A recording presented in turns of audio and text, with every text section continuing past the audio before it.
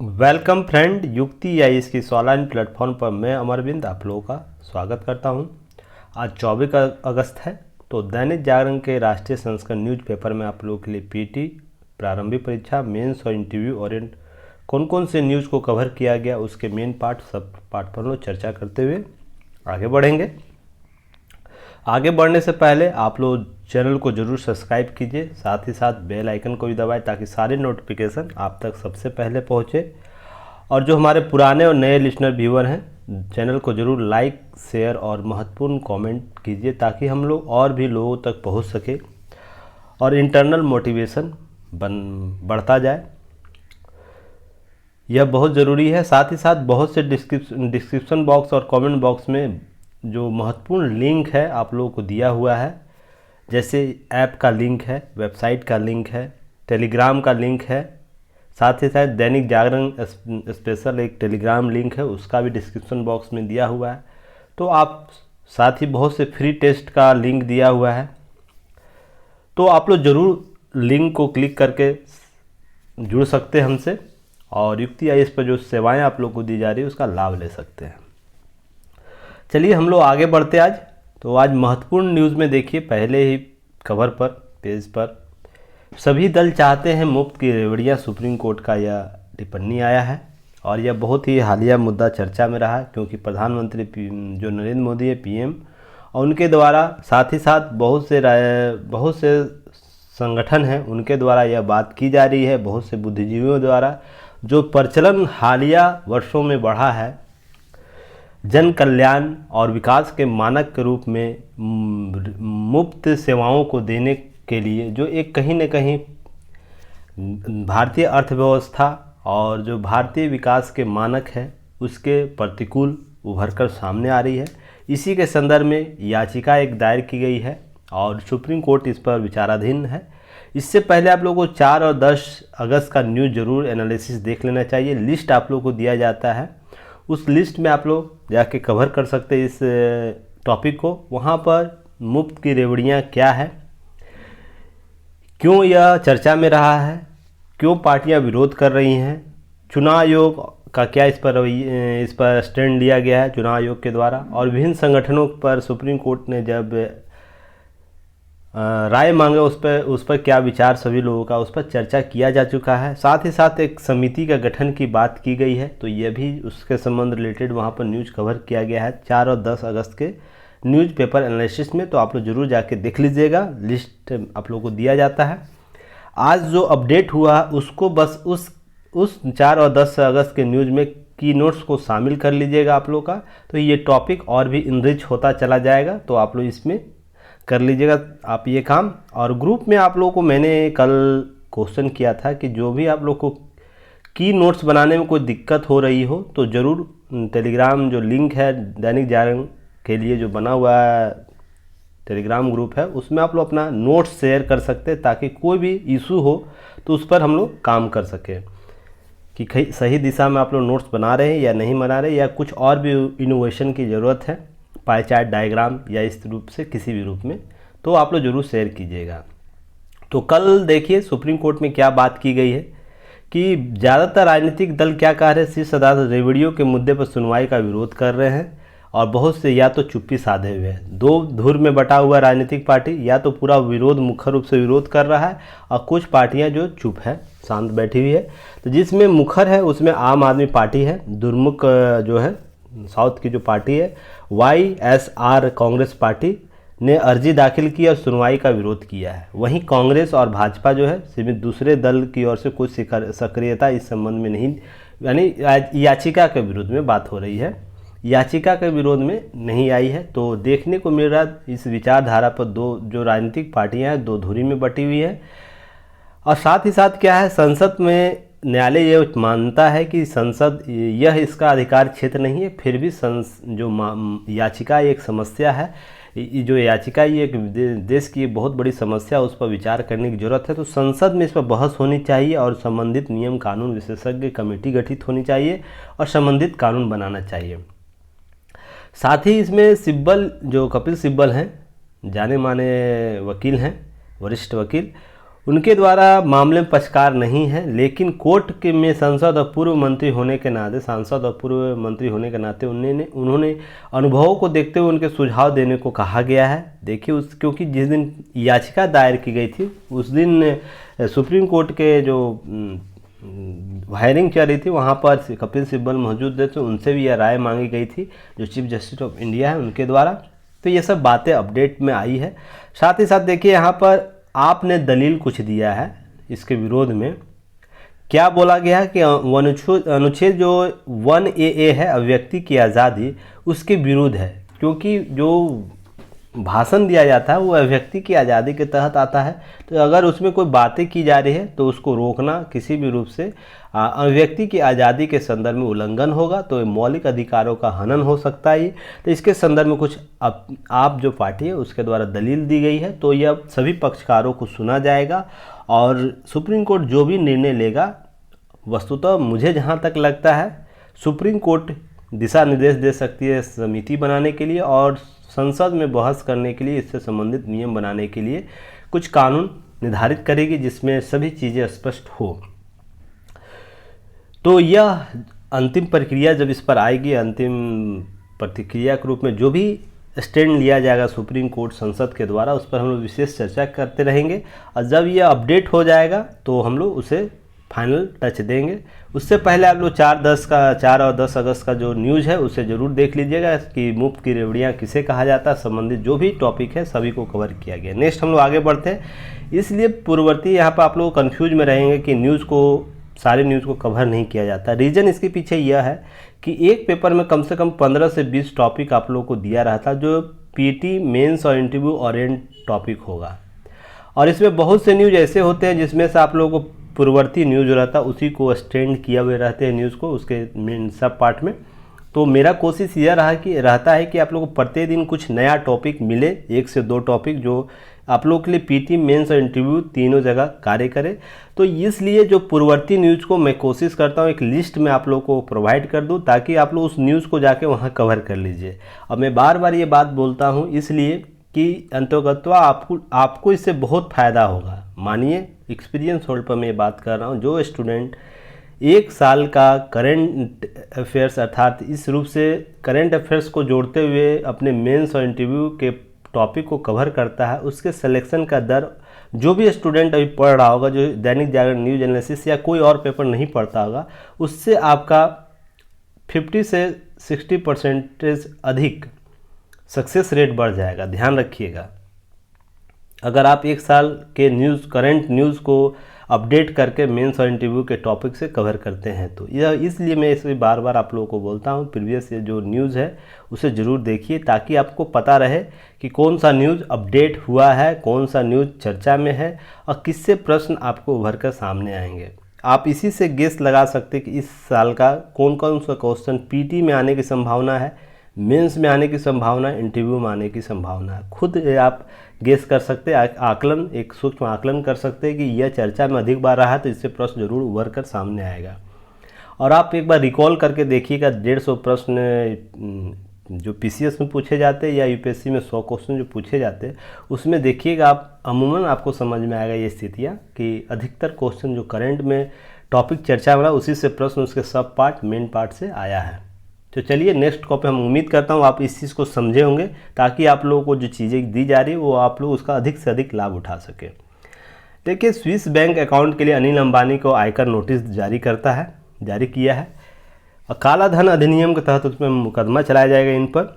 और रीज़न इसके पीछे बताया गया है कि इन्होंने बहुत से विभिन्न कंपनियों में काला धन टैक्स छुपाने के एवज में मॉडरेट किया गया इनके द्वारा धन को। तो इसके संदर्भ में बहुत सी चीज़ें दी गई है तो आप लोग इसे ज़रूर कवर कीजिएगा। पर यहाँ जो महत्वपूर्ण है उस पर लोग चर्चा करते हुए इसके मेन पार्ट सब पार्ट पर लोग की नोट्स को देखेंगे, क्या आप लोगों को इसमें जानकारी होनी चाहिए। और भी तो अनिल अंबानी पर काला धन, अघोषित विदेशी आय और परिसंपत्तियाँ कालाधन अधिनियम 2015 की धारा 50 और 51 के तहत मुकदमा दर्ज किया गया है जिसमें आपको क्या है जुर्माने के साथ अधिकतम 10 साल तक का कारावास से 3 से 10 साल तक का कारावास होता है इसमें, जिसमें अधिकतम 10 साल तक हो सकता है। अनिल अंबानी का जो आकलन वर्ष जो है 2012-13 से लेकर 19-20 तक विदेशी अघोषित परिसंपत्तियों को रखकर चोरी करने का आरोप लगाया गया है इस अधिनियम के तहत आयकर विभाग के द्वारा। तो इसके संदर्भ में देखिए बहुत से मॉडरेट जो किया गया है काला धन छुपाने के लिए विभिन्न कंपनियों का नाम दिया गया। आप लोग इसको प्लीज़ एक बार देख लीजिएगा, क्योंकि कुछ डाटा आप लोग इनपुट कर दिए तो बहुत अच्छा है, आपका इफेक्टिव आंसर बन जाएगा। इसके अतिरिक्त आप लोगों को इससे की नोट्स क्या होना चाहिए। देखिए बार बार काला धन चर्चा में रहता है, या काला धन आंदोलन जब रहा था भ्रष्टाचार का आंदोलन अन्ना हजारे जी का, उसमें चर्चा में रहा। पनामा का मामला हो, पैराडाइज का पेपर्स लीक्स मामला हो, तो यह हमेशा चर्चा में रहता है। तो आप लोग के लिए मेंस और इंटरव्यू में इससे प्रश्न तो पूछा भी जाता है। साथ ही मुझे इंटरव्यू में इससे प्रश्न रिलेटेड प्रश्न पूछा गया था, भ्रष्टाचार और के संदर्भ में और काला धन के संदर्भ में मुझसे पूछा गया था। रोकने के उपाय के संदर्भ में कुछ एक्ट के बारे में पूछा गया था, तो मैंने बताया भी था वहाँ। तो देखिए आपसे जब भी चर्चा में रहता है तो आपसे प्रश्न जरूर पूछा जाता है। तो काला धन क्या है यह सबसे इम्पोर्टेंट जानना है। तो ध्यान रखिएगा, आर्थिक सिद्धांत में काले धन का कोई आधिकारिक परिभाषा नहीं है। सबसे इम्पोर्टेंट तो कोई आधिकारिक परिभाषा नहीं है, इसे समय समय पर अलग अलग समानांतर रूप से हम लोग मानते हैं। जैसे काला धन हेतु कई अलग अलग शब्द जैसे समानांतर अर्थव्यवस्था, काला धन, काला आय, बेहिसाब अर्थव्यवस्था और अवैध अर्थव्यवस्था, अनियमित अर्थव्यवस्था सभी कमोबेश समान रूप से उपयोग किया जाता है। इसके एवज में, इसके बिहाफ में यूज़ किया जाता है। साथ ही साथ काला धन को सबसे सरल और व्यवहारिक रूप से हम यह कह सकते हैं कि यह धन वैसा धन होता है जिसमें कर का निर्धारणों को छिपा होता है, अर्थात कर टैक्स से छिपा हुआ जो धन होगा वो काला धन के रूप में वर्गीकृत किया जाता है। काला धन कहने मतलब पैसा काला नहीं होता है। जो पैसा आपका है 2000 रुपये का नोट है, 500 रुपये का नोट है, उसके एवज जो टैक्स पे करना होता है वो टैक्स को छुपाया जाता है, वही काला। और जो उसकी कुल संपत्ति होगी वो काला धन के संदर्भ में वर्गीकृत किया जाता है। नोट आप लोग याद रखिएगा, यहाँ पर कुछ इससे रिलेटेड नोट क्या, वित्त मंत्रालय ने एक अध्ययन कराया था। अध्ययन में वर्ष 2014 में निष्कर्ष निकाला कि लगभग 99% बेहिसाब धन भारत के बाहर के बजाय इसके भीतर ही पड़ा है, देश में ही कहीं ना कहीं छिपा हुआ है। हमारा 10% धन देश से बाहर है। तो समझ सकते कितने बड़े अवैध धन देश में छिपा हुआ है। तो जब भी सरकार या इससे संबंधित विभाग कार्य करती है, जैसे वित्त मंत्रालय कार्य करता है या तो बहुत से एक्ट के तहत कार्य होता है, तो उसमें कहीं ना कहीं काला धन जो है उसको उजागर करने का उद्देश्य रहता है, मनी लॉन्ड्रिंग। और ध्यान रखिएगा मनी लॉन्ड्रिंग भी एक कॉन्सेप्ट आता है, जो काला धन जैसा लगता है पर काला धन है नहीं, वो उसके भीतर, उस पर हम लोग लास्ट में चर्चा करेंगे। तो आप लोग कंफ्यूज मत होइएगा कि काला धन ही है वो है क्या, या मनी लॉन्ड्रिंग अलग चीज़ है। तो उसमें इसकी प्रकृति दोनों सेम लगती है, जिसमें पैसे के छिपाने की प्रवृत्ति होती है। तो उसमें हम लोग देखेंगे आगे क्या है। देखिए काला धन से संबंधित विधायी प्रयास क्या है, तो लगभग सभी पर चर्चा पहले के न्यूज़ एनालिसिस में किया जा चुका है। काला धन के संदर्भ में हम लोग आज चर्चा केवल करेंगे, पर काला धन संबंधी विधायी प्रयास क्या क्या किए गए हैं हमारे संसद के द्वारा, वो आप लोग को जानना चाहिए। भगोड़ा आर्थिक अपराध अधिनियम 2018 और केंद्रीय वस्तु और सेवा अधिनियम 2017, बेनामी लेन देन निषेध संशोधन अधिनियम 2016 और काला धन जो अघोषित विदेशी आय और संपत्ति कर अधिरोपण अधिनियम 2015 और धन शोधन निवारण अधिनियम 2002। यह महत्वपूर्ण विधायी कार्य किए गए काला धन को रोकने के लिए। तो ये महत्वपूर्ण एक्ट है जिस पर लगभग सभी पर चर्चा पहले किया जा चुका है। आज हम लोग देखेंगे अधिनियम 2015 में विशेष क्या है जो चर्चा में है, तो उसको हम लोग कवर कर लेंगे। नोट साथ में याद रखिए, विधायी कानून के तहत ये कॉन्सेप्ट डेवलप किया गया है, गोल्ड एनिमेस्टी स्कीम। यह आय कर के मामलों में काले धन के दोहरे करने के लिए स्वैच्छिक आय प्रकटीकरण योजना है।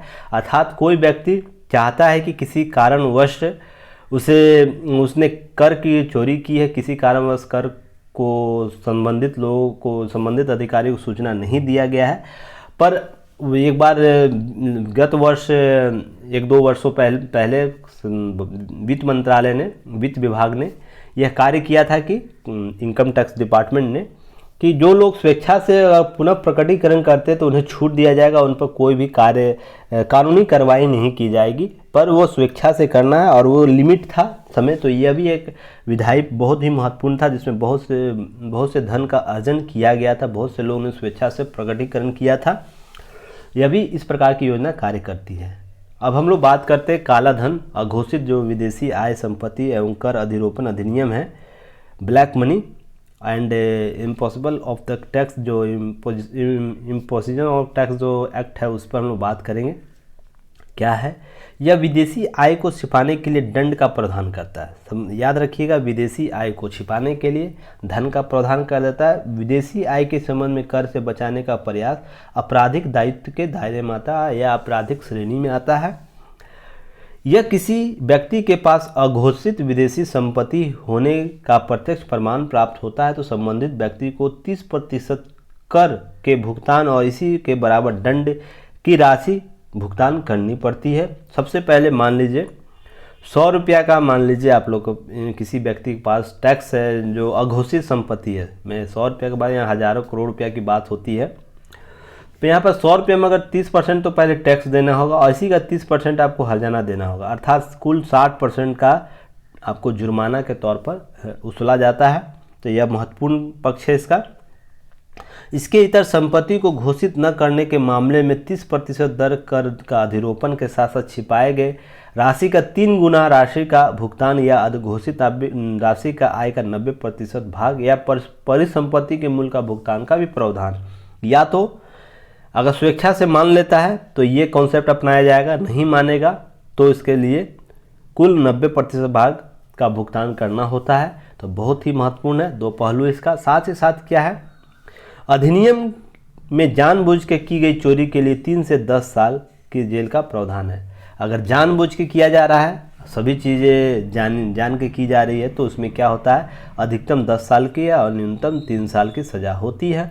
तो ध्यान रखिएगा, जुर्माना के साथ भी दंड का प्रावधान किया गया है।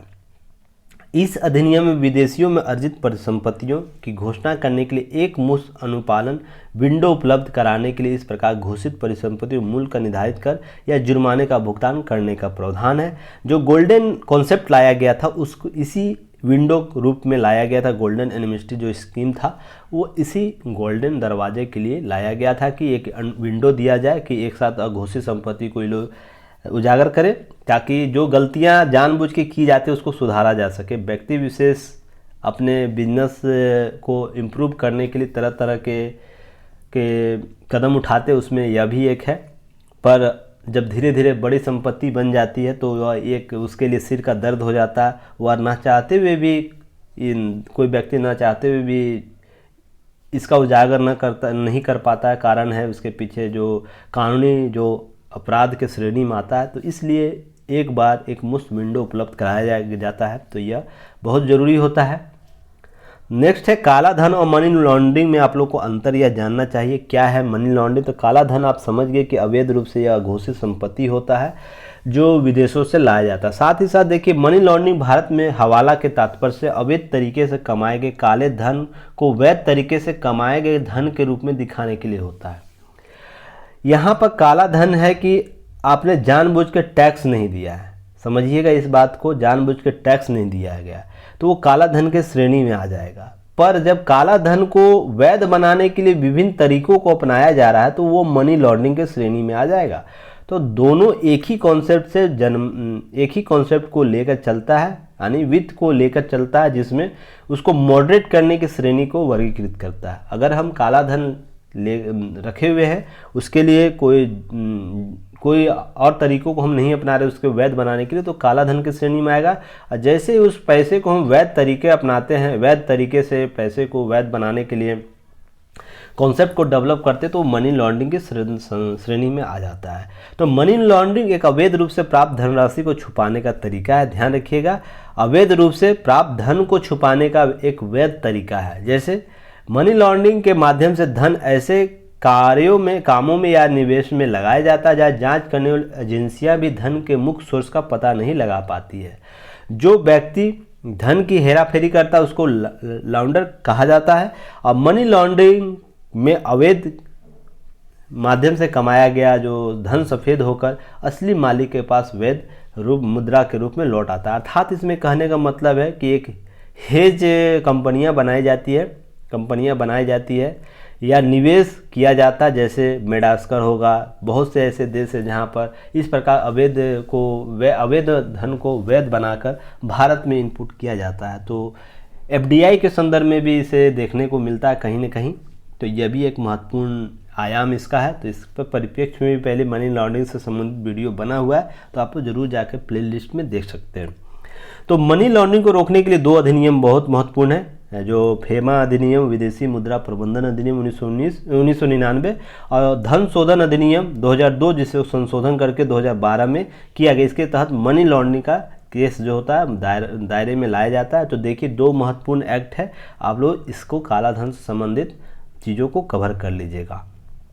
मैं उम्मीद करता हूँ इससे संबंधित जो भी डाउट्स होगा आप लोगों को क्लियर हो जाएगा। जो एग्ज़ाम ओरिएंट है तो आप लोग इसे ज़रूर देख सकते हैं। देखिए नेक्स्ट है, पुनः देखिए भाजपा विधायक ने पैगंबर पर टिप्पणी पार्टी से निलंबित किया गया, एक मुद्दा है। फिर पैगंबर मोहम्मद से टिप्पणी की गई है। इससे पहले नुपुर शर्मा के मामले में देखा गया, और भी चीज़ें उभर कर सामने आती है। इस पर पहले भी दैनिक जागरण न्यूज एनालिसिस में वीडियो बना हुआ, जब नुपुर शर्मा जी का जो मामला था उस समय जब आया था, तो उसमें मामला पर न्यूज़ कवर किया गया था और आज पुनः आया। तो लास्ट कल का वीडियो में हेट स्पीच जो मैंने आप लोग कवर किया, उसी श्रेणी में यह भी आता है। मोहम्मद पैगंबर का मामला हो, इस निंदा के मामले में आता है, हेट स्पीच के संदर्भ में आता है, या कोई व्यक्ति विशेष, कल मैंने धार्मिक विरोध के संदर्भ में आप लोगों को समझाया भी था। तो देखिए आज के न्यूज़ में वही टॉपिक कवर करेगा आप लोगों को। तो कल का न्यूज़ जरूर देख लीजिएगा, हेट स्पीच और इस निंदा का कानून क्या है, कौन कौन एक्ट के तहत इसे प्रतिबंधित किया जाता है व्यक्ति विशेष को, उस पर कौन कौन से एक्ट धारा लगता है आईपीसी का, तो सभी पर कल चर्चा किया गया है। मैं यहाँ स्पष्ट रूप से कुछ बातें कहना चाहता हूँ। पैगंबर मोहम्मद के संदर्भ में जो टिप्पणी की गई है, देखिए क्यों बार बार यह बढ़ रहा है मामला।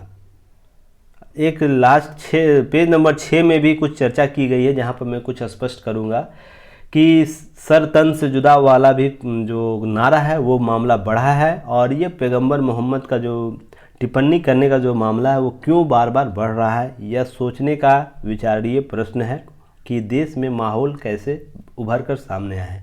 उसके पीछे बहुत से शोध के विषय हो सकते हैं कि इसके कारण क्या होंगे, पर अभी जो हालिया घटनाक्रम 2-4 वर्षों में देखने को, अगर इन 2-4 वर्षों का आकलन किया जाए तो कुछ उभर कर सामने आ रहा है। क्या कि अभिव्यक्ति की आज़ादी को लोग असीमित रूप से प्रयोग कर रहे हैं। अभिव्यक्ति की आज़ादी का प्रयोग करने से पहले अपने मूल कर्तव्य को लोग भूल रहे हैं कि मूल कर्तव्य क्या है। उसके पीछे सभी धार्मिक समुदाय के लोगों का बराबर का हिस्सेदारी है। किसी हिंदू धर्म की बात यहाँ नहीं हो रही, किसी मुस्लिम धर्म की बात नहीं हो रही। दोनों धर्म के लोग जो है उसके प्रति मूल कर्तव्य उनको जानना चाहिए कि मेरे वक्तव्य से किसी व्यक्ति विशेष के किस धार्मिक भावनाओं का आहत होगा। अगर कोई वाद होता, उसका प्रतिवाद होता है, तो उसके विवाद में हम लोग को संवाद भी करने की ज़रूरत है। एक कॉन्सेप्ट होता है वाद, प्रतिवाद और संवाद। तो देखिए यह जो 3 शब्द है, वाद, प्रतिवाद और संवाद, तो सभी व्यक्ति वाद तो जरूर करते हैं, प्रतिवाद उसका विरोध भी करते हैं, पर संवाद करने की स्थिति में नहीं होते हैं। और जिस सोसाइटी में यह कॉन्सेप्ट डेवलप नहीं होता, वो सोसाइटी में बहुत से प्रश्न उभरते हैं कि हम किस दिशा में आगे बढ़ रहे हैं। इस मामले में, इस निंदा के मामले में, या पैगंबर मोहम्मद के मामले, या हिंदू धर्म के देवी देवताओं के जो अपमान की प्रवृत्तियां बढ़ी हैं, उसमें यही कॉन्सेप्ट डेवलप हो रहा है कि हम वाद कर रहे हैं, किसी मुद्दे पर विवाद उत्पन्न कर देते हैं, उसके प्रतिवाद के संदर्भ करते हैं, उसका विरोध पक्ष भी देखने को मिलता है, पर उस पर हम संवाद करना नहीं चाहते हैं। वह मुस्लिम समुदाय है, तुरंत इस निंदा में सर कलम की कॉन्सेप्ट को लेकर आ जाता है। और साथ ही अगर हिंदू पक्ष में भावनाएं आहत होता, तुरंत वो मुस्लिम पक्ष के विरोध में वो मोहम्मद पैगंबर का विरोध करना शुरू कर देता है। तो सबसे अहम बात यहाँ यह है कि वाद और प्रतिवाद जब उठता तो उसको संवाद के एक टेबल पर लाना बहुत ज़रूरी है, नहीं तो इस तरह के मामले बार बार उभरेंगे। हिंदू पक्ष का अगर कोई देवी देवताओं का नुकसान आहत करेगा भावनाओं को, तो उसके एवज में आपके पैगंबर मोहम्मद या आपके धार्मिक भावनाओं का ठेस पहुंचाएगा। तो मेरा यह स्पष्ट मानना है इस मामले में, क्या आप संवाद की स्थिति में आइए। और क्यों यह बार बार हो रहा है, मूल कर्तव्य जो है लोगों का वो कहीं ना कहीं गौण होता जा रहा है मौलिक अधिकार के असीमित प्रयोग से। तो यह बहुत ज़रूरी है, इसको जल्द से जल्द इस पर विचार विमर्श शोध विषय करने की ज़रूरत। और देखिए ई राजा जो हैं, जो कल गिरफ्तार किए गए हैं राजा साहब जी, तो वो क्या किए हैं, जो फारूकी जो है तेलंगाना में जो एक कॉमेडियन है तेलंगाना के मुनव्वर फारूकी, उनके कार्यक्रम का विरोध करते हुए इनके एवज़ में यह बात की है। तो मैं आपको भी क्या बोला कि जब वाद होता है तो उसका प्रतिवाद होगा, और प्रतिवाद के बाद जस्ट संवाद होना चाहिए। तो हम लोग दो कॉन्सेप्ट को तो लेकर सभी लोग चल रहे हैं, पर संवाद को लेकर चलना नहीं चाहते। अगर फारूकी जैसे लोग जो कॉमेडियन है, हिंदू धर्म और हिंदू देवी देवताओं के संदर्भ में हाल में सोशल मीडिया पर बहुत से ऐसे, फिर इस पर वेब सीरीज आया काली पर, या उससे संबंधित बहुत से पहले मुद्दा देखने को पीके के मामले में देखने को, जो फिल्म में था पीके, उसके मामले में देखने को मिला है और चर्चा आया है बहुत बार ये सब चीज़ें। तो हम लोग वाद विवाद तो करते हैं पर संवाद नहीं करते हैं। अगर आप लोग ऐसा करते हैं तो प्रतिवाद तो उभरेगा ही। मेरा यहाँ स्पष्ट मानना है कि सभी लोगों को मूल कर्तव्य आपको जानना जरूरी है कि इसका सीमा क्या है आपकी अभिव्यक्ति की आज़ादी का। अब ऐसे नहीं कि आप कॉमेडियन हैं और आप कोई बात को रखते हैं अभिव्यक्ति की आज़ादी के संदर्भ में, तो यह भी व्यक्ति अभिव्यक्ति की आज़ादी की श्रेणी में अपनी बात को रखने के लिए स्वतंत्र है। तो आपको किसी भी मुद्दे पर पैगंबर मोहम्मद की सर कलम वाली जुदा वाला कॉन्सेप्ट नहीं डेवलप करना चाहिए। अगर आप बर्दाश्त करने की क्षमता रखते हैं तो आप अगर हिंदू सहिष्णु हैं तो आपको भी सहिष्णु बनना होगा, नहीं तो एक टेबल पर आइए और संवाद कीजिए कि क्या सीमा होनी चाहिए। तो यह सबसे इम्पोर्टेंट फैक्ट है। तो आप लोग इसको ज़रूर अपने अध्ययन शैली में शामिल कीजिएगा, वाद प्रतिवाद और संवाद का कॉन्सेप्ट। नेक्स्ट जो पहले निपुर शर्मा के मामले में बहुत सी चीज़ें मैंने वहाँ स्पष्ट किया था कि यह मामला क्यों बार बार आता है, क्यों अभिव्यक्ति की आज़ादी, और कल के न्यूज़ में हेट स्पीच, इस निंदा क्या है, सभी को आप लोग की नोट्स के रूप में शामिल कीजिएगा। नेक्स्ट है, तब तक चैनल को जरूर शेयर सब्सक्राइब और लाइक कीजिए ताकि और भी इंटरनल मोटिवेशन मिलता रहे। देखिए शिवसेना उद्धव गुट जो मामला है संविधान पीठ के हवाले कर दिया गया। इससे मामले जो पहले भी न्यूज़ कवर किया गया, तो आप लोग उसे ज़रूर देखिएगा, जाकर प्लेलिस्ट में होगा। और इस आज का जो न्यूज़ है उसमें कुछ की नोट्स अपडेट हुआ, तो वो ज़रूर जानना चाहिए आप लोगों को। क्या है कि कुछ सवाल किया गया है सुप्रीम कोर्ट के द्वारा संवैधानिक पीठ में क्यों इस मामले को भेजा जाए, कि इसलिए कि स्पीकर की संवैधानिक वैधता क्या है यह जानना जरूरी है, अधिकार उसके क्या है, राज्यपाल का अधिकार क्या है, योग्यता अयोग्यता के मुद्दा जो लंबित रहने के दौरान सदन के कार्रवाई के मामला आदि शामिल किया जाएगा। तो ये संवैधानिक मामला है, तो इस पर संवैधानिक बेंच का निर्माण किया जाएगा। तो यह कुछ मामले प्रश्न दिए गए हैं संवैधानिक पीठ को इस पर विचार करने के लिए, तो इस पर जल्द ही संवैधानिक बेंच बैठेगी। और साथ ही साथ यह भी सवाल दिए गए संवैधानिक विचार करने के लिए कि क्या स्पीकर को हटाने का नोटिस उन्हें संविधान की अनुसूची 10 के तहत अयोग्यता कार्रवाई जारी रखने के प्रतिबंधित करता है, कि जैसा कि नवम रबिया केस था सुप्रीम कोर्ट के फैसले में कहा गया था। क्या स्पीकर के फैसले के अभाव में कोर्ट सदस्य के आचरण के आधार पर अयोग्यता के बारे में निर्णय ले सकता है, या सदस्यों के खिलाफ अयोग्यता कार्रवाई लंबित रहने के दौरान सदन की कार्रवाई की स्थिति क्या होगी। तो यहाँ 4 प्रश्न उभारे गए हैं, तो आप लोग इसको नज़र रखना है हम लोगों को इस पर। हालांकि इससे पहले जब न्यूज़ ये आया था उसमें सारे डायग्राम पर चर्चा किया गया है, तो प्लेलिस्ट में आप लोग जाके ज़रूर देख सकते हैं। इसलिए मैं आप लोगों को बार बार बोलता हूँ, आप लोग सोचते होंगे कि मैं बार बार क्यों बोलता हूँ प्लेलिस्ट देखने के लिए, कारण यही है आप लोग को न्यूज़ बार बार एक ही बार रिपीट होगा। देखिएगा इस बार आप लोगों को मेंस से इससे प्रश्न होगा, मैं आपको रिपीट कर रहा हूँ, इस बार मेंस से इस बार प्रश्न जरूर होगा अयोग्यता के संदर्भ में, जो कानून है उसके संदर्भ में। साथ ही साथ अनुसूची 10 के संदर्भ में भी आपको यहाँ से प्रश्न उभर कर सामने आता है। तो यहाँ से प्रश्न आपको मेंस में, पीटी में और इंटरव्यू जब होगा इसके संदर्भ में अगर न्यूज अपडेट हो तो वहाँ पर बहुत से प्रश्न यहाँ से किए जा सकते। पीटीओ मेंस में तो यहाँ से प्रश्न जरूर होंगे। आप लगा लीजिए बीपीएससी में यह होगा, यूपी पीसीएस में हो सकता है, एमपी पीसीएस में होगा, या यूपीएससी का जो मेंस होने वाला उसमें यह प्रश्न हो सकता है। तो आप लोग अभी ही गेस कर लीजिएगा इस क्वेश्चन को, क्योंकि बहुत ही बार बार चर्चा में रहा है। देखिए पीटी ओरिएंट एक न्यूज़ है, आप लोग को यह न्यूज़ कवर करना चाहिए, बहुत ही महत्वपूर्ण न्यूज़ है। स्मार्ट इंडिया हैथॉन में 5 करोड़ के से ज़्यादा इनाम दिए जाएंगे और ग्रैंड फिनाले 25 अगस्त को होगा। तो इससे संबंधित कुछ न्यूज़ है, उसे ज़रूर जानना चाहिए आपको। केंद्रीय जो शिक्षा राज्य मंत्री डॉक्टर सुभाष कुमार, आप लोग कमेंट बॉक्स में बता सकते हैं अभी केंद्रीय शिक्षा मंत्री कौन है, और अभी हाल ही में वो विदेशी दौरा भी किए हैं, ध्यान रखिएगा। 5वें जो स्मार्ट इंडिया हैथॉन ग्रैंड फिनाले का जानकारी साझा किया, तो यह 5वां 5th आपका आयोजन है। उससे पहले 17, 18, 19 और 20 में हो चुका है। 21 में नहीं हुआ क्योंकि कोरोना का काल चल रहा था।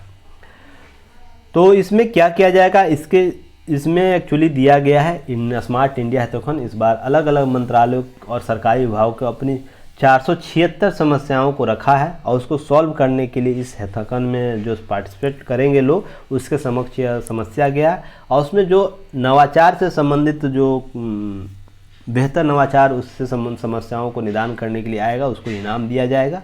तो ये बहुत ही महत्वपूर्ण नवाचार यहाँ पर किया जाता है, यह बहुत ही बेहतर है कॉन्सेप्ट लोगों के नवाचार डेवलप करने के लिए, इनोवेशन तकनीक को डेवलप करने के लिए।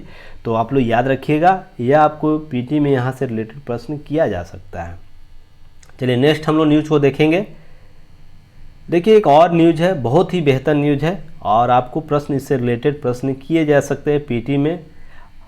तो सेना में आपात स्थिति में देश के बने हथियार की खरीद कर सकेगा, तो इसके लिए कल जारी कर दिया गया है नोटिफिकेशन। तो सरकार ने सेना को आपातकाल खरीद के लिए जरिए अपनी आवश्यकताओं के महत्वपूर्ण हथियार प्रणाली खरीदने की अनुमति दिया गया। और यह संभव तब है कब होगा, मेक इन इंडिया मार्ग से किया जाएगा, यानी मेक इन इंडिया जो प्रोग्राम किया जा रहा है उसके तहत ही किया जा सकता है। यह मंजूरी दिया गया, आपातकालीन मंजूरी। हालांकि इससे पहले भी बहुत बार मंजूरी दी गई है, पर यह मंजूरी अलग है, स्पेशल है, क्योंकि इसमें फास्ट ट्रैक रूट्स के तहत किया गया है, जिसमें आपूर्ति 3 महीने से 1 वर्ष के भीतर की जाएगी। अगर इसके तहत आपातकालीन मंजूरी ऑर्डर किया जा रहा है सेना के द्वारा, सेना के तीनों विंग के तहत, तो आपको 3 से 1 वर्ष के तहत इस मांग को पूर्ति करना होगा इस प्रोग्राम के तहत। ये महत्वपूर्ण है। इसके अलावा क्या किया गया, जो सशस्त्र बलों को आवंटित किया जाता है बजटीय आवंटन, उसके तहत भी यह धन खर्च करके यह आपातकालीन जो आवश्यकता है उसको पूर्ति कर सकता है। तो यह महत्वपूर्ण है। तो यह चीज़ें आप लोगों को अपडेट करना। हाल ही में सेना का जो कॉन्सेप्ट डेवलप किया गया है मेक इन इंडिया प्रोग्राम, और विभिन्न हथियारों के निर्यात को जो प्रोत्साहित किया जा रहा है, साथ ही साथ जो आयात को कम करने का एक लक्ष्य रखा गया, उसके यह एक मील का पत्थर साबित होगा। क्योंकि इस प्रकार के कॉन्सेप्ट से होता है क्या, इनोवेशन बढ़ता है और प्राइवेट पार्टी जो प्राइवेट पार्टी सरकार के साथ मिलकर कार्य करती पीपी मोड पर, और बेहतर इनोवेशन को डेवलप करने के रास्ते निकलते हैं। तो इसका याद रखिएगा। इजराइल, रूस, अमेरिका जो महत्वपूर्ण श्रेणियों में इसलिए आते हैं, फ्रांस इसलिए आता है कि वहाँ इस प्रकार की इनोवेशन को इजाज़त है। तो आने वाले समय में हमारा जो सैन्य जो अभिकरण है वो महत्वपूर्ण उपलब्धि को हासिल करेगा। तो इसलिए यह महत्वपूर्ण न्यूज़ है।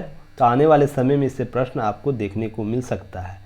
नेक्स्ट देखिए, जैसा कि परसों के ही न्यूज़ में आप लोगों को अपडेट किया गया था, विधानसभा अध्यक्ष नहीं देंगे त्यागपत्र। तो बिहार में संवैधानिक संकट उभर कर सामने आएगा, स्थितियां अब उभर कर सामने आई है। इससे पहले जो कॉन्फ्रेंस किया गया था विजय कुमार सिन्हा जी के द्वारा, तो उनमें कुछ बातें स्पष्ट की गई जो उपाध्यक्ष है उनके द्वारा। साथ ही साथ वो क्या कह रहे हैं कि विजय कुमार सिन्हा अगर आसन पर बैठते हैं तो असंवैधानिक स्थिति होगी, क्योंकि जब भी अविश्वास प्रस्ताव आता है तो नियम क्या है कि उसके संबंध में कि अविश्वास प्रस्ताव पेश हो तो आसन पर नहीं बैठेंगे। अध्यक्ष या उपाध्यक्ष के खिलाफ अविश्वास प्रस्ताव आ रहा है तो जिसके खिलाफ अविश्वास प्रस्ताव आता है तो वो व्यक्ति आसन पर नहीं होगा। तो यह महत्वपूर्ण है कि आसन पर वो नहीं बैठना चाहिए उनको, पर वो बैठते हैं तो यह असंवैधानिक कार्य होगा। तो आज देखने वाली स्थिति ऐसी हो जाएगी कि साथ ही साथ 14 दिन पूर्व इन्हें राजद और भाकपा माले के जो विधायक उनको द्वारा विरुद्ध जो विधानसभा अध्यक्ष उनके विरुद्ध अविश्वास प्रस्ताव नोटिस दिया गया था, पर यह संभवतः यह इनके द्वारा बोला जा रहा है, विजय कुमार जी के द्वारा, कि यह असंवैधानिक है, असंवैधानिक तरीके से अपनाई गई प्रवृत्ति, इसलिए संसदीय शिष्टाचार की अनदेखी की गई है। इस प्रस्ताव को अपने ऊपर नहीं बल्कि आसन के प्रति अविश्वास के रूप में देख रहे हैं, और मैं अगर त्यागपत्र देता हूं तो यह न केवल व्यक्तिगत निष्ठा और आत्मसम्मान के विरुद्ध होगा, बल्कि संसदीय परंपरा पर भी किए गए आपेक्ष पर चुप रहने वाली बात होगी। तो दोनों पक्ष और विपक्ष दोनों के अपने अपने मुद्दे हैं। आज देखिए इसमें क्या होगा, उस चीज़ों को हम लोग देखेंगे और उसके बाद इस पर अंतिम कंक्लूजन लेंगे, कंक्रीट के रूप में क्या उभर कर सामने आता है उससे हम लोग विशेष चर्चा करेंगे। हालांकि इससे पहले जो न्यूज़ था उसको कवर किया जा चुका है, संवैधानिक स्थिति क्या है और क्या अभी तक हुआ है। 2 बार ऐसे मामले बिहार में उभर चुके हैं, तो ये सब सारे डायग्राम तो लिस्ट में आप लोग इस न्यूज़ को ज़रूर कवर कीजिएगा। नेक्स्ट है, नीचे न्यूज़ है, तब तक आप लोग न्यूज़ को आप लोग शेयर करते रहिए, आगे बढ़ते रहिए। देखिए जो बिल्किस बानो केस है, दोषियों की रिहाई पलटने की होगी सुनवाई। तो जैसा कि आपको एक वीडियो बना के इसके संबंध में सारे डायग्राम पर चर्चा किया जा चुका है, जैसा कि मैंने व्यक्तिगत राय भी बताया था कि इन सब मामलों जैसे संदिग्ध अपराध जो बलात्कार के मामले किए जाते हैं, तो उसमें इस प्रकार की जो माफियां हैं उस पर सरकार को, शारीरिक संस्थाओं को, साथ ही सर्वोच्च न्यायालय, उच्च न्यायालय को विचार करने योग्य है कि ऐसे मामले में दया याचिका पर विचार किया जाना चाहिए। इस प्रकार की दया याचिका जाता है तो समाज में कहीं न कहीं पॉजिटिव मैसेज से अधिक नेगेटिव मैसेज जाता है, क्योंकि इस प्रकार के संदिग्ध अपराध के लोग अगर समाज में आते हैं तो समाज के जो प्रचलित मान्यताएं हैं उसके विरुद्ध कार्य करने लगते हैं और एक नेगेटिव वेव समाज सोसाइटी में उभर कर सामने आता है, और इस प्रकार के मनोवृत्ति के जो लोग होते हैं उनको प्रश्रय मिलता है। इसलिए मेरा भी यह मानना है कि ऐसे मामले में सरकार और संबंधित पक्ष जो है थोड़ा सा कठोर रवैया अपनाए। और देखिए कल जो 6000 लोगों का जो याचिका मैंने आप लोग बताया था, जो संगठन है संबंधित 6000 लोगों ने याचिका दायर किया है एक सामूहिक रूप से कि इस प्रकार के मामलों में विचार किया जाए। और मैं यहाँ एक बात कहना चाहता हूँ, यह केवल मुस्लिम महिला है इसलिए नहीं ऐसा होना चाहिए, ये सभी महिलाओं के लिए जारी होना चाहिए। मेरा यह मानना है कि महिला सम्मान सर्वोपरि होना चाहिए, और यह केवल मुस्लिम महिला है इसके अपेक्ष में ही न्यायालय या कोई व्यक्ति विशेष इसको इशू न बनाए कि मुस्लिम महिला के साथ यह जो हुआ है अनैतिक हुआ, अव्यवहारिक हुआ है। यह सभी महिलाओं पर अगर ऐसे किसी भी महिला के खिलाफ अगर किसी व्यक्ति को 11 गैंग रेप किया जाता है और उसे 14 वर्ष पूर्व आजीवन कारावास जो मिला हुआ है और एक जेल में या कारावास में अच्छे व्यवहार के कारण उसे छोड़ दिया जाता है, तो यह सभी मामलों में उठना चाहिए मामला, यह मेरा मानना है। और यह न्यायालय को मेरी समझ से जहाँ तक मैं समझ रहा हूँ मामले को, न्यायालय इस पर इसी प्रकार का स्टैंड ले सकता है, क्योंकि यह रेयर से रेयर मामला होता है। इस प्रकार के मामले में सुप्रीम कोर्ट सभी पक्षों पर विचार करती है, अपना अंतिम फैसला इस मामले में इसी तरीके से दे सकता है। तो वेट एंड वॉच करते हैं हम लोग क्या आता है, और इसके विपरीत कुछ मामले आएंगे तो संवैधानिक पक्ष को हम लोग देखेंगे, न्यायालय के विचार को समझेंगे, क्योंकि मानववादी पक्ष भी एक महत्वपूर्ण पक्ष होता है, तो उस पर हम लोग चर्चा विशेष करेंगे उस समय। नेक्स्ट इससे पहले आप लोग वीडियो जो बिल्किस बानो का जो वीडियो बना हुआ स्पेशल वीडियो आप लोग उस प्लेलिस्ट में जाके इम्पॉर्टेंट टॉपिक के सीरीज में होगा, तो आप लोग जाके देख सकते हैं। नेक्स्ट है, देखिए मैं यही बात कह रहा था जो वाद प्रतिवाद और संवाद की बात हो रही है। देखिए विश्व हिंदू परिषद ने एक हेल्पलाइन जारी किया था, जिसमें जो इस प्रकार के धार्मिक भावनाओं को जो आहत हो जाते हैं, लोग को धमकियाँ मिलता है, तो इसके संदर्भ में हेल्पलाइन जारी किया जिसमें कुछ डाटा आया है। तो ध्यान रखिएगा 35 नंबर जारी किया गया था राज्यों के संदर्भ में, तो जिसमें ये हाल ही में जारी हुआ, देखिए 8 जुलाई को जारी किया गया है। तो इसके संदर्भ में 30,000 कॉल आ चुका है अभी तक, जिसमें से 15 से 16% ऐसे कॉल है जिसमें सर से तन की जुदा वाला धमकी लोगों को मिला है। तो आप मान सकते हैं यह आंकड़ा कितना भयावह हो सकता है आने वाले समय में। आप वाद प्रतिवाद करते हैं पर संवाद करने की स्थिति में नहीं होते हैं, तो यही सब धारणा उत्पन्न होती है। इसके एवज में भी कोई सहिष्णु संगठन, कोई सहिष्णु धर्म इसके विपरीत में प्रतिवाद करेगा तो समाज में जो मान्यताएं हैं वो कहीं ना कहीं धूमिल होगी, लोकतांत्रिक मान्यताएं धूमिल होगी, सभी विभत्स स्थिति में आ जाएंगे। ये ऐसा कभी भी हमारे देश में नहीं होना चाहिए और जल्द से जल्द लोगों को संवाद की स्थिति में होना चाहिए कि किसके पक्ष के तरफ से गलतियां हो रही है, उसको सुधारने की ज़रूरत है और मौलिक कर्तव्य को और ठोस बनाने की ज़रूरत है। इस पर बार बार चर्चा हो चुका है। चलिए नेक्स्ट है एक पीटी न्यूज़ आप लोगों को है, टोमेटो फ्लू अब आया है, बच्चों के संदर्भ में देखने को मिला है। तो इस पर एडवाइजरी जारी कर दी गई है। अभी 82 मामले आ चुके हैं, तो इसके लिए बहुत ही महत्वपूर्ण है। तो देखिए इसमें क्या है, यह रोग जो है हाथ पैर और मुंह के रोग का एक प्रकार प्रतीक होता है। इसे विशेष तौर पर 10 साल से कम उम्र के बच्चों को यह होता है।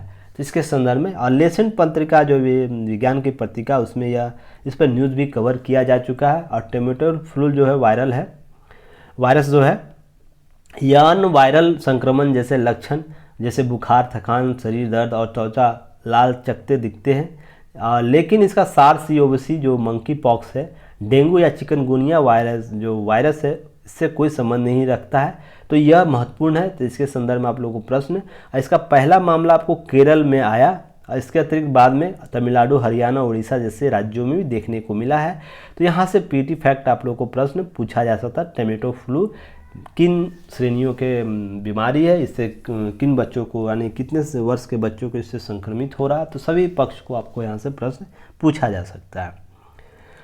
नेक्स्ट है, देखिए कल लोकसभा जो ओम स्पीकर है ओम बिरला, वो 65वें राष्ट्रमंडल संसदीय सम्मेलन में भाग लेने के लिए कनाडा गए हुए हैं। वहाँ पर मैक्सिको जाकर स्वामी विवेकानंद और महाराष्ट्र में जन्मे स्वतंत्रता सेनानी पांडुरंग सदाशिव खान खोजे की मूर्ति का अनावरण किया। तो आप लोग याद रखिएगा, कनाडा में ओम बिरला के द्वारा 65वें राष्ट्रमंडल संसदीय सम्मेलन में अनावरण किया गया। तो इस प्रकार के अनावरण जब भी किया जाता है तो आप लोगों को पीटी में प्रारंभिक परीक्षा में प्रश्न पूछा जाता है, तो आप लोग इसे जरूर कवर कीजिएगा। पीटी में यहाँ से शायद प्रश्न पूछा जा सकता है। और पांडुरंग कौन थे, तो इनका जन्म 7 नवंबर 1883 वार्धा महाराष्ट्र में हुआ था और नागपुर में उन्होंने शिक्षा ली और महान स्वतंत्रता सेनानी बाल गंगाधर तिलक के विचारों से काफ़ी प्रभावित थे उनके द्वारा और बहुत से कार्य किए गए थे इनके द्वारा। इनकी मृत्यु आज़ादी के बाद 1967 में हुआ, नागपुर में हुआ इनका निधन। तो यह इनसे रिलेटेड कुछ न्यूज़ था, पीटी में इससे प्रश्न पूछा जा सकता, तो इसे कवर करना है आप लोगों को। कुछ नहीं, बस 2-3 पॉइंट इसे, जैसे लोकसभा का जो 65वां राष्ट्रमंडल संसदीय सम्मेलन कहाँ हो रहा है, कनाडा में हो रहा है, और कहाँ अनावरण किया गया है, भारत के पक्ष से कौन गया है, ये सब न्यूज़ को कवर करना है। नेक्स्ट है, देखिए एक चीज़ यहाँ पर एथिक्स के पेपर में आप लोगों को यहाँ पर प्रश्न यहाँ से किया जा सकता है या इंटरव्यू में यहाँ से प्रश्न पूछा जा सकता है। यहाँ मेल और फीमेल दोनों कैंडिडेट से यह प्रश्न किया जा सकता है, ध्यान रखिएगा। छेड़छाड़ के से परेशान 4 बहनों ने युवक को पीटकर मार डाला। तो एक नज़रिए प्रथम दृष्टया तो ये लगेगा सभी को कि ये बहुत बेहतर कदम था कि जो प्रताड़ित करते हैं महिलाओं को, छेड़छाड़ करते हैं, तो उसके लिए सबक ऐसा ही होना चाहिए। पर व्यवहारिक पक्ष इसका देखा जाए तो ये बहुत ही गलत कदम है या तीव्र आवेश में उठाया गया कदम है।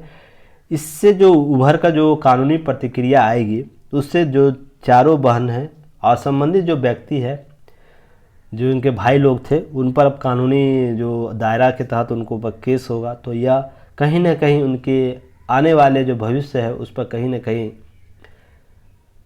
रोक लगाएगा, एक उज्जवल भविष्य के संदर्भ में। तो इसमें 2 प्रश्न उभर कर सामने आते हैं, क्या कि हमारी जो संस्थाएं हैं क्या वो इस हालत में नहीं है कि इस प्रकार के जो छेड़छाड़ होते हैं उसको रोकने के लिए सक्षम है। दूसरा, क्या कानूनी व्यवस्थाएं इतना सक्षम नहीं है कि लोगों में इसका भय नहीं है। जो युवक है वो चलती हुई लड़कियों को छेड़छाड़ करते हैं, मानसिक प्रताड़ना करते हैं, शारीरिक प्रताड़ना देते हैं, तो क्या उनमें कानून के जो भय है वो नहीं है। तो यह प्रश्न उभारता है। तो यह एथिक्स पेपर में आप लोगों से प्रश्न किया जा सकता है, साथ ही साथ इंटरव्यू में इसमें आपकी राय पूछी जा सकती है। तो इसको न्यूज़ को आप लोग को कवर करना है। और जो भी पक्ष है, इसके पक्ष और विपक्ष दोनों ही बात करनी चाहिए आप लोगों को। और ये जो मामला आया था हाथरस के मामले में, और उससे पहले जो निर्भया कांड में, वहाँ पर भी मैंने चर्चा किया था आप लोगों से, क्या यह कितना इम्पोर्टेंट है यह मुद्दा, इस पर दोनों पक्ष को बात की जानी चाहिए। पॉजिटिव नेगेटिव पक्ष पर एक हम ऐसे सोसाइटी का निर्माण कर सकते हैं जहाँ इस प्रकार के दंड जो है, इस प्रकार जो कार्रवाई होती है उस पर सख्त से सख्त कदम लेने की ज़रूरत है। उसमें बहुत सी खामियां भी हैं जो सुधार के अवसर लेकर आते हैं। देखिए, इस आर्टिकल को आप लोग आज ज़रूर पढ़िएगा। क्यों? इस पर बहुत से प्रश्न क्रिएट किए गए हैं, क्वेश्चन क्रिएट किए गए हैं जो आपको आने वाले एग्जाम में उपयोगी हो सकते हैं, डाटा एनालिसिस के तौर पर, केस स्टडी के तौर पर, और साथ में साथ और आप लोग का जो इनोवेशन आइडिया उसके संदर्भ में भी प्रश्न किया जा सकता है कि रूस से सबक ले सकता है रूस और यूक्रेन के मामले में क्या है। देखिए, कुछ मामला है जिसे रेखांकित किया गया लेखक के द्वारा कि पिछले कई दशकों में यह पहला ऐसा युद्ध है जो पारंपरिक और गैर पारंपरिक हथियारों से उपयोग बीच बड़े पैमाने पर लड़ा जा रहा है। बहुत द्वितीय विश्व युद्ध के बाद ऐसी स्थिति देखने को मिल रही है।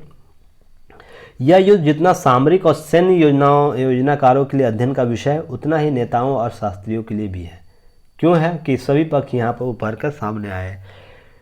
पहले रूस को यह लगा कि यूक्रेन पर हम हमला करें, यूक्रेन पर जल्द ही काबू पा लेंगे, पर नाटो का इसका अपरोक्ष रूप से समर्थन यूक्रेन को बल देता और यूक्रेन रूस से वर्तमान में भी 6 महीने से अधिक समय हो गया अब सामना कर रहा है। तो साथ ही साथ रूस पर इकोनॉमिक पाबंदियां लगी हुई है, फिर भी रूस इस पर यूक्रेन पर हमला कर रहा है। तो यह भी अर्थशास्त्रियों के अध्ययन का विषय है।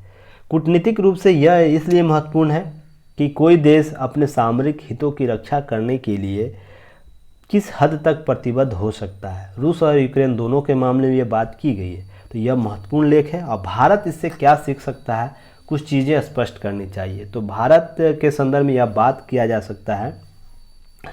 तो उससे पहले रूस के संदर्भ में कुछ देश हम लोग समझ लेते हैं। क्या है रूस? रूस वो देश है जहाँ पर क्या है कि जहाँ पर हिटलर आक्रमण के दौरान जो स्टालिनग्राद के मोर्चे से छोड़कर भाग गए थे, और भागने वाले सैनिकों को, जो भाग गया था सैनिक, तो उसके एवज में जो सैनिक आए थे सरकारी आदेश द्वारा उनको गोली मार दी गई थी। अर्थात जो युद्ध से भाग के आ गए थे जो सैनिक, हिटलर के आक्रामक नीति के संदर्भ में बहुत हिटलर का जो प्रकोप रहा था सभी लोग जानते हैं, तो उनको सरकारी आदेश से गोली मार देने वाली प्रवृत्ति वहाँ है। वहीं जर्मनी में क्या है? जर्मनी भीषण हमले के विफल करने वाली गर्भवती महिलाओं ने भी हथियारों में कारखानों में काम किया है। इटली में राष्ट्रवाद ऐसा है क्या गर्भवती महिला भी अपने देश की आन बान सम्मान बचाने के लिए कार्य करती है। तो यह दो रूप देखने को मिलता है विश्व में, इस रूप से भी समझने की जरूरत है। पर भारत का राष्ट्रीय चरित्र बहुत अलग है। कैसे अलग है कि राष्ट्रीय नेतृत्व जो है युद्धों के खत्म होने करने की जल्दबाजी में भारत के से सामरिक हित दांव पर लगाए जाते हैं। यह मामला 1947 में भी है और 1971 के मामले में देखने को मिला है। यहाँ पर राजनीतिक दंश आप लोग मत खोजिएगा, यह हकीकत है, यह समझने की ज़रूरत है। और आपसे पूछा जाए इंटरव्यू में तो इसको आप रखिएगा, क्योंकि बहुत से सामरिक और सैन्य विशेषज्ञ भी इसे मानते हैं इस बात को। तो आपको उनको रखने की, आप दृढ़ता के साथ इस बात को रख सकते हैं। 1947 से ही भारतीय राजनीतिक नेतृत्व समय समय पर लंबा सैन्य तनाव झेलने और युद्ध के तरीकों में लड़ने में अक्षमता दिखाई है। कारण इसके पीछे है कि दो कारण बताए जा सकते हैं इसके एवज में, दो उदाहरण के साथ। सैन्य कार्रवाई शुरू की गई, लक्ष्य को लेकर सैन्य कार्रवाई शुरू की गई और उन्हें लक्ष्य पूरा होने से पहले ही रोक दिया गया, या फिर सैन्य सफलता के वार्ताओं के मेज पर गवा दिया गया। कैसे कि जब नेहरू सरकार द्वारा कश्मीर मुद्दे पर संयुक्त राष्ट्र सुरक्षा परिषद में ले जाना था, साथ ही 1965 में लाहौर पर कब्जे का मौके का गवा देना, यह दो मुख्य कारण हैं। दो उदाहरण पहले मिलते हैं। हुआ क्या था कि जब कश्मीर हमला जब हुआ था पाकिस्तान के कबलाई द्वारा, तो हम लोग स्टैंड मोड में थे, हम लोग बेहतर स्थिति में थे। पर नेहरू जब हमारे प्रधानमंत्री थे, प्रथम प्रधानमंत्री, उनके द्वारा संयुक्त राष्ट्र में यह मुद्दा उठा दिया जाता है और संयुक्त राष्ट्र एडवाइजरी जारी कर देता है, जो जहाँ है वहीं रहिए। अगर हम कुछ वक्त और ले लेते तो पूरा कश्मीर जो आज हम लोग देख रहे हैं, जो आज़ाद कश्मीर हो या तो फिर पाकिस्तान अधिकृत कश्मीर हो, जो तो पूरा संपूर्ण क्षेत्र हम लोग के सीमावर्ती क्षेत्र में होता है। यहाँ तक कि स्काई चीन का जो मामला है वो भी हम लोग के क्षेत्र में हुआ रहता, क्योंकि उस समय स्टैंड अलग होता भारत का। अभी हम लोग पीछे हैं तो स्टैंड कुछ और ही हो जाता है। दूसरा, 1965 के दौरान भारतीय सेना लाहौर तक पहुंच चुकी थी, तो वहां भी हम टेबल पर आकर और इन सदर में अपने मौके को गंवा दिए। चाहते तो पाकिस्तान के संदर्भ में पाकिस्तान को हम लोग कूटनीतिक मात यहाँ दे सकते थे और अपनी चीज़ों को राष्ट्रीय हित और सुरक्षा के संदर्भ में मनवा सकते थे। साथ ही साथ देखिए 1971 में जो मिली थी पाकिस्तान को हार जो मिली थी और बांग्लादेश जब अलग हुआ था, तो कितनी बड़ी सेना, विश्व की सबसे बड़ी सेना सरेंडर की थी। चाहता भारतीय राजनीति चाहता, अगर दबाव बनाता तो पाकिस्तान किसी भी हद तक जाकर हमारे राष्ट्रीय हित को पूर्ति करता है।